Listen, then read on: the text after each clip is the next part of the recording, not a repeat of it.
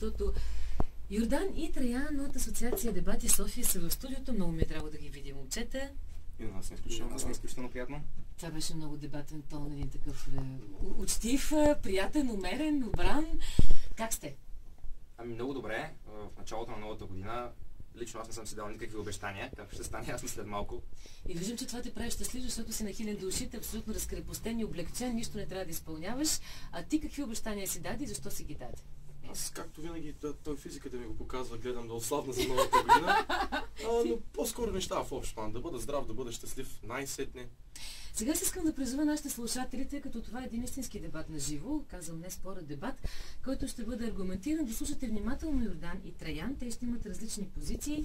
Темата е трамплин или капан са новогодишните обещания. Кой ще защитава идеята, че това е капан? Моя милост, Траян, ще защитавам тезата, че новогодишните обещания са ужасен капан. Това са и Рими, Траян е равно на капан. Йордан? Ще гледам да оборя тая долна инсинуация и лъжа, че те са капан, за мен те са трамплин, нещо прекрасно. Опитай се.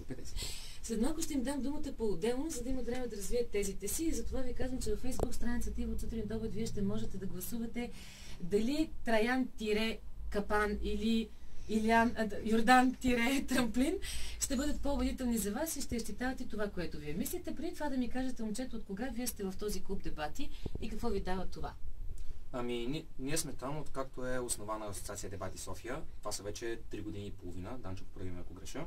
Толкова горе-долу. Да, какво ни дава? Дава ни страшно много неща. На първо място развива мисленето ни постоянно на всякакви теми, а най-хубавото е, че ни дава удоволствието от това да общуваме с всякакви хора нон-стоп. И в интерес на истината, една жена някога каза, че това ни прави секси, но все повече и повече хора се ангажират и все повече и повече хора го смятат за готино и полезно и смятам, че е една добра кауза и всъщност и за това се занимаваме. Искам да кажа, че една жена, общо взето сърцето и в ума, ако някой успее да проникне в главата, оттам нататък е под кожата, под сърцето и под одеялата, да речем. Така че факт е изключително секси един мъж да бъде умен, да може да спори и в същото време да не бъде нелогичен в спор или дразнащ, а да се запази на това уважение, което различава дебат от спор. И това е последният въпрос. Какво различава дебат от спор? Аз мисля, че дебата винаги е бил по-конструктивен, т.е. винаги има някакви правила и някакво взаимоуважение между хората, които са от двете страни на пейката, така да се каже. И винаги е носил някакъв смисъл, докато спора в повечето случаи просто е въпрос на инат и на упоритост. Нещо, което ще демонстрира Траян след малко. Напротив, да. Най-важното е, че в дебатът наистина се ражда истината и накрая, когато си слушал какво говори човекът срещу тебе, наистина има някаква полза от това, което е било казано. Докато в спора много често се тръгваме разсърдени и просто не говорим нищо смислено, което Данчо след малко ще демонстрира. И идентифицирам негото си с тезите си, оттам нататък наистина има обидение на финала. Добре, слушайте първия радиодебат в историята на Радио FM+. Трамплин или капан са новогодишните обещания. След малко започва Траян, който ще отстоява идеята за капан. Нали така? Слушайте го и гласувайте за този, който според вас е бил по-убедителен. Радио FM Плюс винаги най-добрата музика и най-добрите дебати. Започваме ги съвсем професионално с Йордан и Траян от Асоциация Дебати София. Трамплин или капан са новогодишните обещания. Първата теза ще бъде на Траян-капан са. Започва и имаш думата. Разбира се, че са капан новогодишните обещания. Или иначе казвам, аз бих ги преравнил на едни други обещания, тия на политиците. Те се дават само за да бъдат нарушени. Точно толкова трябва ти новогодишните обещания, малко повече може би от новогодишния махмурлук, да кажем. Нека се замислим. Първо, защо трябва да имаме определен ден в годината, на който да си кажем, че ще променим себе си, ще смъкнем еди си колко килограма, ще спрем цигарите, ще си намалим алкохола. Защо не е необходимо това? С какво 1, 2, 3 януари е по-различен от който и да е друг ден в седмицата? Друг ден в годината. С какво е по-различен от понеделник? Ако искаме да променим нещо, трябва да започнем да действаме. Тоест да действаме на мига. И ние много често си даваме новогодишни обещания, но просто нямаме никаква идея как да ги реализираме. Нямаме стъпки и нямаме план. Това са просто едни голи, голословни твърдения, които се надяваме, че ще променят нашия живот, само че те не го променят. И какво по-голямо доказателство от това, че новогодишните обещания са капан? Ами, всяка година, на всяка нова година, нашите новогодишни обещания са едни и същи. Или иначе казано, от 10 години насам, да речем, Данчо си обещава, че ще свали 10 кг. Но ето, че очевидно той просто трябва да започне да действа, тъй като това са просто едни голословни обещания. Има два вида новогодишни обещания, поне аз така ги разграничавам. Едните са тези, които си обещаваме на самите себе си, а другите са тези, които обещаваме на близките си. В първия случай лъжем себе си, във втория по-лошия случай лъжем близките си и много често новогодишните обещания трябват не повече от 2 дни, да речем. Даже ако трябва да бъда точен, според проучвания, само 7% се изпълняват до 6 месеца новогодишните обещания.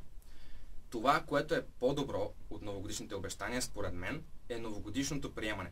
Да приемем, че с тези 10 кг си изглеждаме много добре и просто да си живеем живота такъв, какъвто е. Да приемем, че това, че пушим, не ни прави по-лоши и няма да умрем по-бързо, ами просто да се приемем такива, каквито сме, да се харесваме, за да ни харесват и останалите, и аз гарантирам, че всъщност това ще направи нашия живот по-хубав, а не голословното новогодишно обещание, което си даваме в началото на всяка година и не можем да изпълним.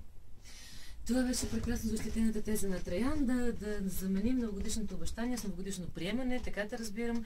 След малко така, сега втория, не знам дали ще има известно преимущество, но Йордан така или иначе вече чу пунктовете на Траян, така че след малко ще можеш да се възползваш според мен и от неговите тези заради антитези или просто да защитиш от тези от нас, които продължават да си дават обещания. А вие вече гласувате, има специално създадено събитие в нашата фейсбук страница за този дебат. Влизате в Илот сутрин до обед, намирате събитието и гласувате Траян или Йордан. Дават аргументите, които са и ваши. Радио FM Плюс винаги най-добрата музика и първият в историята радиодебат между Йордан и Траян от Асоциация Дебати София. Дебатът е трамплин или капан са новогодишните обещания, свързано с днешната ни тема, какви са новогодишните ви обещания тази година.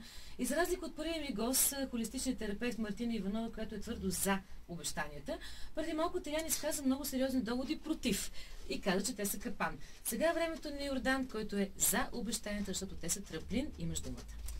Благодаря. Траян започне в този ред на мисли малко с удар под кръста, като приравни новогодишните обещания с политическите обещания. Политическият свят на Траян е малко объркан, както и неговия идеологически свят. Истината тук обаче е, че новогодишните пожелания и желания всъщност могат да бъдат представени като един човек, който е застанал на ръба на една скала и на него му трябва малко да скочи или малко да се върне. И обикновено тези, които са слабохарактерни, се връщат и точно за този тип хора говореше Траян. Тия хора, които си правят обещанията, обаче в следващия момент, 10 години по-късно, всяка година едни и същи обещания, те не са постигнали нищо и дори си позволи, така да даде мен за пример с моите 10 кг, аз държа да отбележа, че отслабвам всяка година малко и стигам своята цел. Няма 100 грама. Няма 100 грама, но бавно, но сигурно аз вървя към своята цел. И тук, за това съм ви помогнал именно новогодишните пожелания. Както вече казах, един човек, който иска да постигне нещо, това е човек, който си поставя някакви цели, това е човек, който се стимулира сам, а не търси своя стимул екстровертно и отвън. Именно тук се намесват новогодишните и коледните пожелания, защото повечето хора се нуждаят точно от една рамка. Новата година трябва да каза защо тази нова година, 1, 2, 3, 5 януари са по-различни от останалите дни в годината. Те са по-различни точно с това, че ни слагат една рамка. От тази дата, от днес нататък аз ще бъда различен човек. Знам от кога да започна и мога да си изградя онзи план, за чиято липса говореше Траян. И в този ред на мисли държа да отбележа, че Траян, който не вярва в коледните и новогодишните обещания, не си прави такива, вероятно е много по-беден и много по-тъжен човече. Духовно от всички останали, тъй като той няма за какво да живее през тази нова година. Той го кара на върха на вълната, на гребена на вълната, на отгоре на белия кон, а ние хората с новогодишни коледни пожелания в интерес на истината се стремим към нещо. Ние сме целеустремени, ние сме насочени. Горе-долу новогодишните пожелания, извинявам се, възпитават както възпитават и дебатите в едно критично мислене, в едно отворено мислене и в един стремеж към нещо. Оттам насетне държа да отбележа, че освен тази рамка, която представляват и новогодишните пожелания, представляват и един собствен индивидуален трамплин. Когато човек си постави някаква цел, както аз, да отслабна с 10 кг и види, че отслабва с 100 грама, то дава това нещо не само на новогодишното си желание, нали, аз си обещавам да отслабна с 10 кг, но го отдава и на възможността си, когато си постави една цел, той да я постигне реално и фактически. Нещо, което трябва никога не е правил в живота си, освен да се събере с мен като партньор за дебати. И в интерес на истината той тайничко ми призна една вечер, че това е било негово новогодишно желание. Така че, от тази гледна точка, моят противник тук днес е малко лицемерен, защото в интерес на истината той има едно такова съкровено желание и той го е постигнал. Един от малкото, които ги постигат, но един от многото, които са се стремили към тях. Пък и най-малкото аз вярвам в принципа на стадото. Когато повечето хора си правят новогодишни пожелания и желания, очевидно има някакъв резон и някакъв смисъл в тези неща, колкото и да ги отричаме и както и да ги отричаме. Хубаво човек да се стреми към нещо. Хубаво човек да има една ясна идея. Хубаво е тази идея да бъде изкристализирана, както една от нашите зрителки е посочила минус 10 кг подобно на мен. Страшно готино пожелание, страшно конкретно пожелание. Ето един човек, който знае какво иска от новата година и знае, че трябва да се го постигне. Йордан, новогодишните пожелания са трамплин. Мисля, че след малко ще трябва да ви дам възможност да се отговорите един на друг, защото макар и в рамките на чувството за хумор, но имаше едни сладки лични закачки, за които ми се иска сега да чуя след това какво мислят един от друг и какво биха взели един от друг в това, което казаха.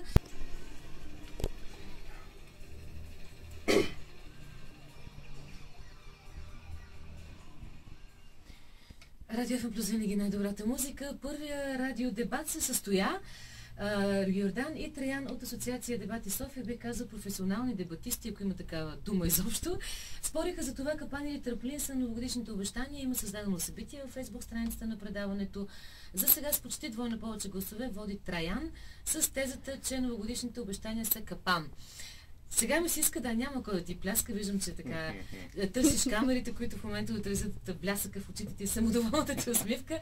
Сега ми се иска за финала да влезете в един кратък същински дебат един срещу друг и да отговорите на конкретните обвинения, които така или иначе се постигнаха. Йордан каза на Траян, че е популист и че се влиза по повърхността и защото му е изключително лесно да не обещава нищо, то не бял кон върху пяната на вълните.